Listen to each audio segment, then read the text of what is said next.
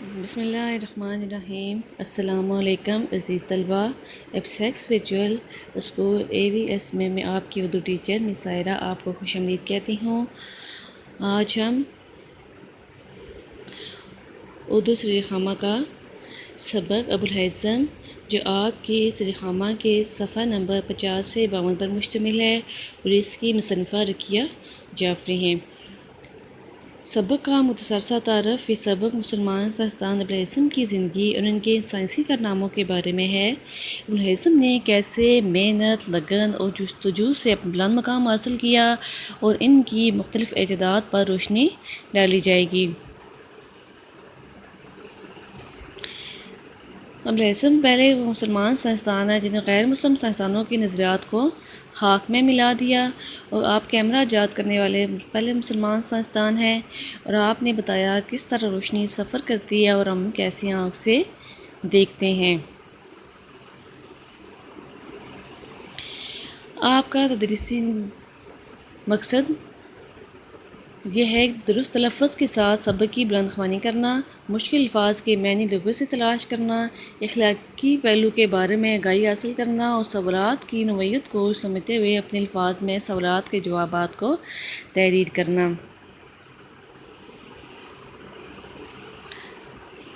ہم باقاعدہ سبق کا آغاز کرتے ہیں، باقاعدہ سبق کی پڑھائی کرتے ہیں۔ آپ کا پورا نام ابو علی حسن ابن الحسن البصری مصری عراق کے شہر بصرہ میں پیدا ہوا۔ اس کے ابتدائی زندگی کے حالات معلوم نہیں اور بعد کے حالات کے بارے میں بھی مورخین میں اختلاف رائے پایا جاتا ہے۔ اس کے روزنامچوں سے صرف یہ معلوم ہوتا ہے کہ بچپن سے ہی غور و فکر کرنے کا عادی تھا اور بڑا ہوا تو ایک دفتر میں ملازم ہو گیا، لیکن اس کا جی دفتر کے کاموں میں سے زیادہ پڑھنے میں لگتا تھا۔ یہی وجہ تھی کہ ریاضی، طبیعیات اور طب کے مطالعے میں غرق رہتا تھا۔ اس پہلے پیراگراف میں بتایا گیا ہے کہ آپ کے حالات زندگی کے بارے میں کسی کو صحیح پتہ نہیں ہے۔ جو مختلف تاریخ دان ہیں ان کے میں بھی اختلاف پایا جاتا ہے، لیکن جو آپ نے روزنامچے لکھے ہیں ان سے معلوم ہوتا ہے کہ آپ بہت پڑھنے لکھنے کے عادی تھے، آپ کا کسی اور کام میں بھی دل نہیں لگتا تھا اور آپ ہر وقت کو ریاضی، طبیعیات اور طب کو پڑھنے میں ہی مشغول رہتے تھے۔ ابوالہیثم نے سوچ لیا کہ وہ ریاضی، طبیعیات اور طب کے ساتھ ساتھ ادبیات کی تعلیم بھی حاصل کرے گا، اور اس نے ارادہ کر لیا اپنی تحقیق و جستجو سے علم کا ایک ایسا خزانہ جمع کرے گا کہ لوگ اس کی تصنیف سے اس کی زندگی میں اور موت کے بعد استفادہ کر سکیں۔ استفادہ میں فائدہ حاصل کر سکیں۔ اپنی زندگی میں وہ خود کتابیں پڑھائے گا اور خود ان کا مطالعہ ہمیشہ جاری رکھے گا تاکہ خود کچھ بھول نہ جائے، اور اس طرح بڑھاپے میں اس کی تصنیف اس کے لیے سکون اطمینان کا باعث ہوں گی۔ تاریخ میں ابوالہیثم کی ایک ماہر انجینئر ہونے کا حوالہ بھی ملتا ہے۔ کہا جاتا ہے کہ وہ پہلا شخص تھا جس نے دریائے نیل پر سوان ڈیم بنانے کا منصوبہ بنایا۔ مقصد یہ تھا کہ دریائے نیل کے کناروں پر آباد شہروں کو سیلاب سے بچایا جا سکے اور پانی کو محفوظ کر کے کام میں لایا جا سکے، لیکن یہ منصوبہ اس وقت کے حالات کے مطابق تو پایہ تکمیل تک نہ پہنچ سکا۔ لیکن بعد میں جو اب سوان ڈیم جہاں تعمیر ہے وہ آپ کا ہی منصوبہ بتایا گیا منصوبہ تھا۔ ابوالہیثم کی تصنیف کی صحیح تعداد کے بارے میں بھی اختلاف رائے ہے۔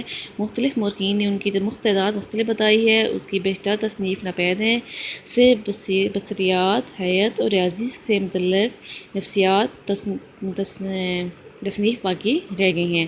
تصنیف کا مطلب ہے یہ کتابوں کی جمع ہے۔ اس کی اصل شہرت کا باعث بھی یہی علوم ہے۔ ان کتابوں میں النور، مصدر شفق اور میزان حکمت شامل ہیں۔ ان کی جو سب سے زیادہ مشہور کتاب ہے وہ کتاب المناظر ہے۔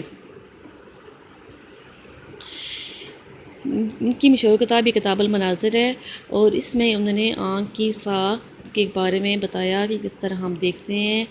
پورے آپ نے آنکھ کا اس میں ایک ایک چیز اور ریاضی کی مدد سے آپ نے ایک ایک چیز کو یہاں اس کی تشریح اور تحقیق کی ہے۔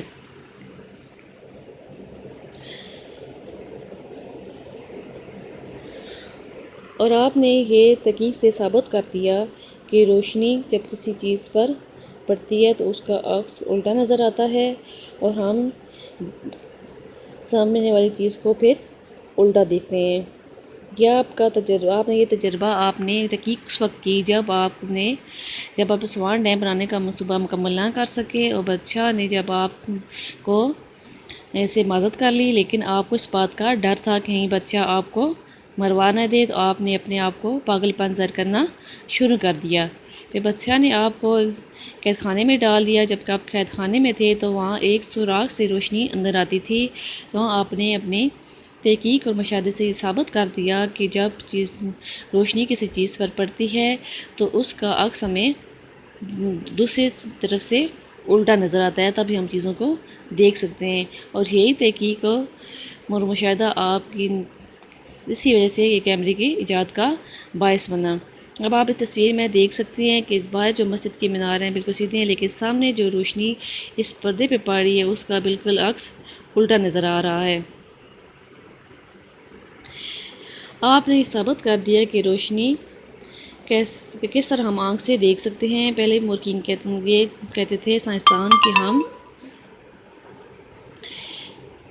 روشنی ہماری آنکھ کے اندر ہے، لیکن آپ نے ثابت کر دیا کہ روشنی باہر سے جس چیز پر پڑتی ہے تو اس کا عکس سے ہم کسی چیز کو دیکھ سکتے ہیں۔ ابن حزم کا ایک تجربہ زمانہ جدید کی کئی اہم جداد اور دریافتوں کا پیش خیمہ بنا۔ اس نے ایک اندھیرے کمرے کی دیوار پر ایک چھوٹا سا سوراخ کر کے اس سے روشنی اندر پہنچائی۔ اس نے دیکھا کہ روشنی میں نظر آنے والی تمام چیزوں مثلاً انسان، درخت، پتوں وغیرہ کا پردے پر الٹا عکس پڑتا ہے، حالانکہ وہ چیزیں سیدھی ہیں۔ اس تجربے نے نہ صرف آنکھ کا فعل سمجھنے میں مدد دی بلکہ کیمرے کی ایجاد کا بھی باعث بنا۔ اگرچہ ابن حزم کے خیال میں آنکھ کے اندر بننے والی صورت کا ادراک حواس کے بغیر ممکن نہیں ہے۔ ابن حزم کا سب سے بڑا کارنامہ بصارت جدید کے عمل کی وضاحت تھی۔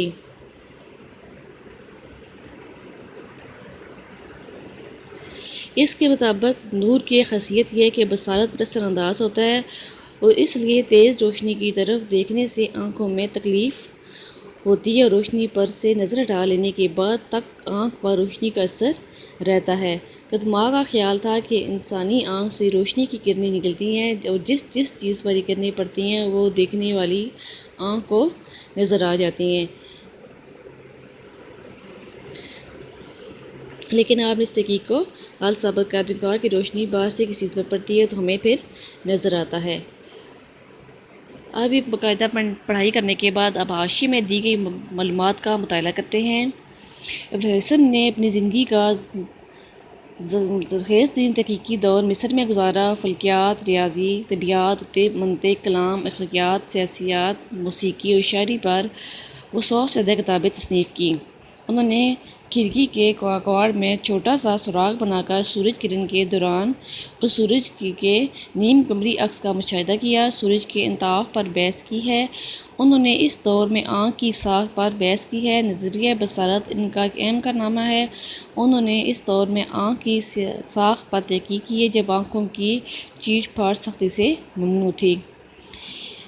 ایک زمانہ تھا کہ مسلمانوں نے مختلف علوم میں بہت ترقی کی، نئی ایجادیں کی جو مغربی ممالک کی ترقی کا پیش خیمہ بنی۔ یورپ نے عربوں سے بہت کچھ سیکھا۔ مسلمانوں کو جہاز رانی میں بڑی مہارت حاصل تھی۔ انہوں نے مختلف سمندروں کے لیے مختلف قسم کے جہاز بنائے، اور سب سے پہلا جہاز رانی کا مدرسہ مراکش میں قائم ہوا۔ دوسری حاشیے میں تمام مسلمانوں کے بارے میں بتایا گیا کہ انہوں نے کیا کیا چیزیں ایجاد کیں۔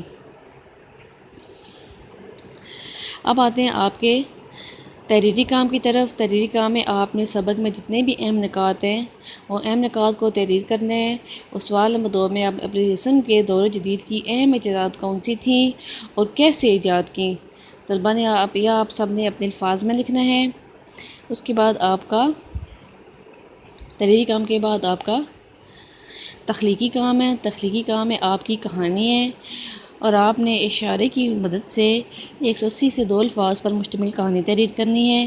کہانی کا موضوع یہ ہے کہ کل جب میں رات کی گرمی سے پریشان تھکا ہارا اسکول سے گھر پہنچا تو ایک خوشگوار صورتحال میرا انتظار کر رہی تھی۔ میرے وہم و گمان میں بھی نہ تھا کہ مطلب جب آپ گھر پہنچے تو آپ نے کچھ ایسی خوشگوار صورتحال دیکھی، وہ آپ نے اپنے الفاظ میں بیان کرنی ہے۔ کس طرح وہ آپ نے کیا کیا دیکھا، اس کا آغاز، اس میں کیا کردار تھے، مقام، عروج، باقی تمام باتوں کو مد نظر رکھتے ہوئے کہانی کو تحریر کرنا ہے۔ امید ہے کہ آج کا یہ سبق آپ کو اچھی طرح سمجھ آ گیا ہوگا اور آپ نے اپنا کام لکھنے کے ساتھ ساتھ یاد بھی کرنا ہے اور اسائنمنٹ ٹائم پہ جمع کروا دینی ہے۔ اس کے ساتھ ہی اللہ حافظ۔